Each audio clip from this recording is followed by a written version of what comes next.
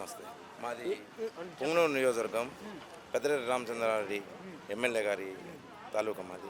ఏంటంటే మరి ఇప్పుడు ప్రస్తుతం ఆంధ్ర రాష్ట్రానికి సంబంధించి కూటమి ప్రభుత్వం అధికారంలోకి వచ్చి సుమారుగా ఏడాది కాలం అయితే పూర్తయింది.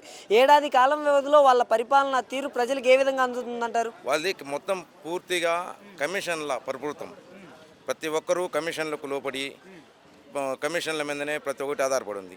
అచ్చెన్నాయుడు మన మంత్రి వచ్చినాడు ఈ మధ్యలో దామల చెరువుకు. మంత్రి వచ్చిపోతానే, మంత్రి రాకముందు 5 రూపాయలు అమ్ముతా ఉన్నింది. మంత్రి వచ్చిపోతానే 4 రూపాయలకు వచ్చింది. మళ్ళీ వచ్చాడు, మళ్ళీ 3 రూపాయలకు వచ్చింది.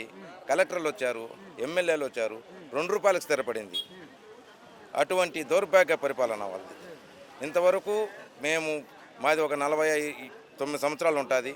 ఇంతవరకు మేము ఇటువంటి పరిపాలన అనేది మేము చూసుండము. ఇదే తొలిసారిగా చూస్తున్న ప్రభుత్వము. కాటా వాళ్ళు అయితేనేమి, కాటా వాళ్ళ దగ్గరికి పోతే వాళ్ళు 2 రూపాయలకే మేము కొంటాము, మీకు దిక్కునుంటామని చెప్పుకోబోండి అని చెప్పేసి వాళ్ళు కాటా వాళ్ళు మాట్లాడతారు. వాళ్ళేమో ఫ్యాక్టరీలకు తోలి 5 రూపాయలతో వాళ్ళు తోలుకొని అమ్ముకుని 3 రూపాయలు కాటా వాళ్ళకి లాభాలు చేకూర్చుకున్నారు.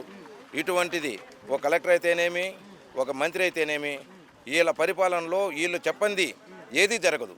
ఒక మంత్రి కావచ్చు, ఒక ఎమ్మెల్యేలు కావచ్చు, అధికార ప్రతినిధులు చెప్పండి ఏది జరగదు. లేదు, వాళ్ళకి అటువంటి ధైర్యం ఎప్పుడు రాదు. రైతును ఒక కాటా వాడు అడుక్కోవాల్సి వస్తుందేమో, కానీ రైతే కాటా వాడిని అడుక్కొని చాలా ఇబ్బందులు పాల్పడినారు. చాలా వరకు మండీలో వాళ్ళకి కాకపోతేనే ఒక్కరోజు పోతే రేపు రాండి, మన్నాడు రాండి అని చెప్పి దినాలుగా గడిచి కనీసం 100 టన్నులకు 30 టన్నులు బయట తీసుకునే పరిస్థితి వచ్చింది. లక్షలు అప్పు చేసి 100 టన్నులు చేసి ఒక 10 ఎకరాలు సాగు చేయాలంటే ఎంత ఖర్చు అవుతుందో మీరు అర్థం చేసుకోండి. అటువంటిది కనీసం వడ్డీలో పావులా భాగంగా రాకపోయింది ఈ సంవత్సరం.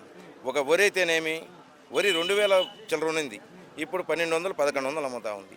టమాటానైతేమి, దోశ అయితేనేమి, ప్రతి ఒక్క ఫలితాలు ఈ ప్రభుత్వము స్టార్ట్ అవగానే పూర్తిగా కమిషన్లకు లోనై ఇటువంటి ప్రభుత్వం ఇంత అరాచకానికి పాల్పడతా ఉంది. అంటే గతంలో జగన్మోహన్ రెడ్డి గారు పరిపాలించిన 5 సంవత్సరాల పాలనలో కూడా ఆయన ఇలానే కొనసాగించాడా? రైతులను ఇలానే ఇబ్బంది పెట్టాడా? రైతులను ఏ రైతునన్నా అడగండి, ఏ రైతునైనా మేము కార్యకర్తగా మాట్లాడడం లేదు, ఒక రైతుగా మాట్లాడుతూ ఉన్నాం. ఏ రైతునన్నా అడగండి మీరు. ఇటువంటి పరిస్థితి ఏ రోజన్నా వచ్చిందా? రోడ్లపైకి రైతు వచ్చి నిలబడ్డా అనేది మీకు తెలుసు. ప్రతి ఒక్క దేశంలో ఉన్న ప్రజలు ప్రతి ఒక్కరికి తెలుసు. ఇప్పుడు మేము పార్టీ అభిమానంతో చెప్పడం లేదు, ఒక రైతు పరంగా మేము మాట్లాడుతున్నాం.